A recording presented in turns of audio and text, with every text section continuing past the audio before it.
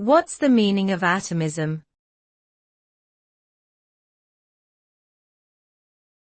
Atomism.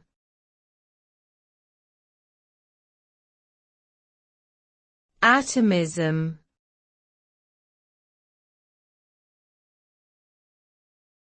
Atomism.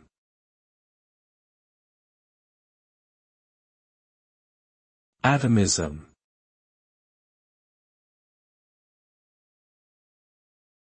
Atomism is a philosophical theory that views the universe as composed of indivisible, unchangeable building blocks called atoms. It has roots in ancient Greek philosophy but was revived in the 17th century with the development of modern science. Atomism posits that all matter is made up of discrete, separate units that interact with each other through physical laws. This understanding of matter had a profound impact on the development of science and technology, particularly in the fields of chemistry and physics, and helped to usher in the scientific revolution.